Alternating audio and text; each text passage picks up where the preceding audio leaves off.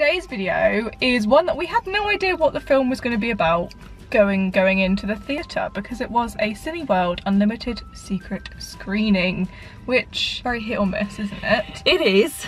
They never give you any clues. And we were pretty much certain that it was going to be Tag. Yep. I mean, I will see it, but I'm not exactly, you know, like, not peeing my pants about it. Major jazzed. But as you could probably tell by the title already, and the thumbnail, we saw the freaking Incredibles 2, which doesn't come out until like July 13th in the UK. Because for some reason Pixar hate us. So, oh my heckin' god, I think everyone in the cinema collectively like screamed. We're so jazzed. We were like, yes, it's not gonna be something awful. We were all just pretty sure that it was gonna be Tag or Skyscraper or something not good. But it's been God knows how many years since the first Incredibles movie. Like, I don't know if I've ever experienced such joy in the cinema than seeing this film. Like, do you want to explain? Go for it. Okay, so if you haven't seen the first Incredibles movie, then you've been living under a rock. I think it came out in like, what, 2008? I don't even know. Was it before then? More than 10 years? Yeah. 10 years? I don't know. Long time. Anyway, the Incredibles follows a family that the mother and the father are Elastigirl and Mr. Incredible. They get married, they have kids, and their kids have powers. And it's all about them being a super family. And in the second one, they're trying to get superheroes legalized again, and this head of a big company, this guy thinks that the best shot is Elastigirl because she gets the like best ratings. She doesn't damage as much. She doesn't damage as much. Which is a really good point that a lot of superhero films don't address. Like, they should think about this. They should have thought about this in Civil War, you know? Yeah, how much damage they do. So basically, Elastigirl, Helen Parr, goes out to, you know, be the representing face of superheroes while Bob Parr stays at home and copes as a stay-at-home dad. Gender roles. Switching it up. And there's a few, like, you know, few things going on. There's a villain called Screenslayer who likes hypnotising people, and obviously they've got to take him down, and that's all we're going to tell you. Yeah, I don't want to get any spoilers, so... Dare I say I like it more than the first one? I feel like that's fair. I've been seeing so many people being like, oh, we've had so much build up to this and it hasn't been worth it, but honestly, like I thought that was like incredible. Pardon the pun. Pardon the pun, but incredible. Yeah, like genuinely, it was everything I wanted it to be. Yeah, like, I love the first Incredibles movie. I'm not gonna deny that, but with the sequel you want something that's a little bit like more complex, like you explore more in the characters, and you just want something a bit more like, you know, exciting. And I thought it had that in every aspect. Yeah, definitely. I mean, it brought back like old characters as well, so you got to, you know, the nostalgia of like the first one, like Edna and everything. Oh god, she's the best. It still had those new elements like Jack and everything. Yeah, you know, getting to learn about like Jack's powers. Yeah, easily just the best. He was just the best part. The whole movie. It's just his little hands. He's just like the movie was just, it was so good, but Jack was one of like the best parts. So, and the raccoon. And the raccoon. The scene with the raccoon and Jack is literally one of the best things I've ever seen in my life. Cinematic masterpiece. I do have one thing to say, and I've heard a lot of other people say this as well, that some of the scenes with the Screenslayer might not be very friendly to people with epilepsy and things like that. Yes, and I wanted to mention that just in case, because I get what they're talking about now. Yeah. Like some of the scenes, even I was uncomfortable. I don't have epilepsy or anything like that. My eyes are quite light sensitive, but like not in the way of I'd have a seizure or anything. Yeah, they should. But I genuinely feel like there should have been some warnings or something, because that was quite like. Usually in I've seen like posters in front of it being like, this has like, you know, light sensitive blah blah blah. I feel like that maybe should have had at least especially considering it's like a kids film. Like, exactly. You've got attention. I mean, like, it's probably fine if you're watching this in like a normal daylight room in your living room or something. Yeah, because everything's because it was like dark and, you know, on a massive screen, it kind of made it a lot worse. But I thought I'd just put that out there because like I understand what people are saying now. Yeah, it's an issue. Yeah, because I heard some people saying, and I was like, surely it can't be that bad if it's like still in the film. But genuinely, it was quite in your face. Quite in your face, yeah. But I mean, it didn't take away from the film for me. Like, I suppose that is an element of it because it wants you to have that reaction of like, this is uncomfortable. Yeah, it's like you're sort of like in the film. But then it's also like, it's uncomfortable. It is genuinely uncomfortable, especially if someone is reactive to light, you know. So. Yeah. I thought the animation in this one was like top notch. I mean, in the first one it's top notch, but in this one, like, some of it how they use like sound and like the details as well. Like when she was brushing her teeth and she had like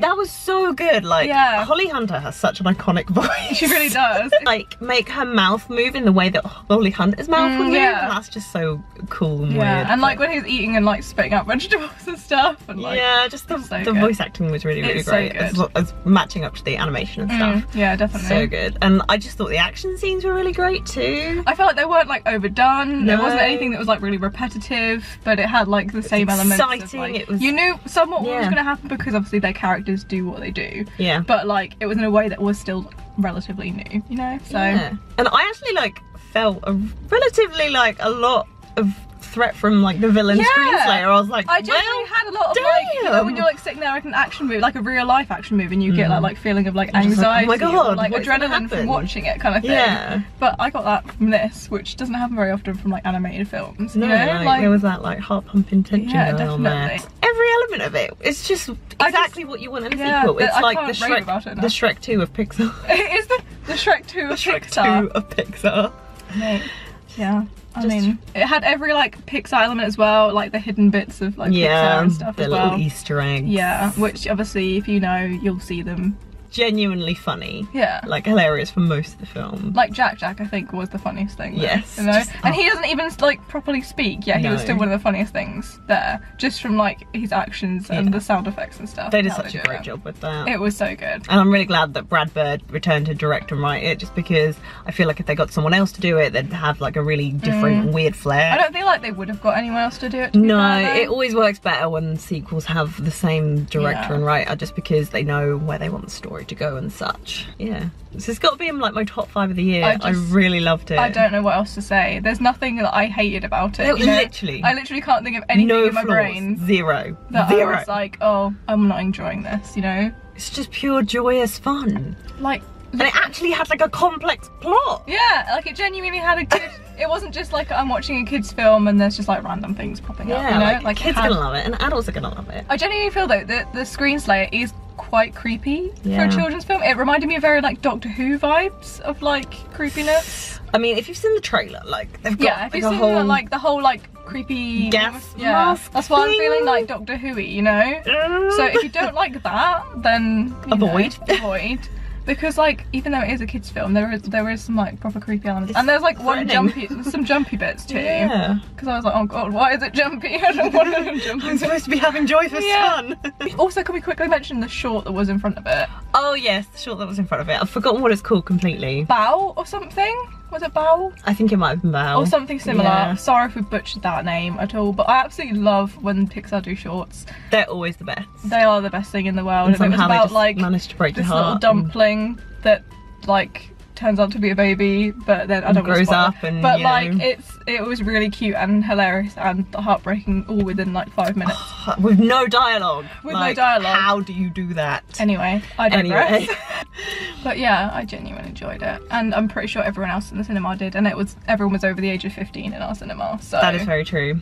So and everyone was happy. I'm pretty sure I didn't see anyone really walk out. I think I might have seen like 2 people at the front. They walked out after the short. And I was like, okay then. Weird. And then a couple of people walked out and walked back in again, but I was gonna say, how dare you? But nearly everyone was like, yes! We're all just big kids. I'm just really shocked. Like, I'm still not over that they did that. I can't believe you've done this. I can't believe they've done this in the best way possible. Yeah. So shout out to you, Cineworld. Good job. You did us good, girl. Yeah. I'm happy with you. Yeah, I'm probably easily gonna give that like a 5 out of 5. Like, that is up there. With the tops of the year.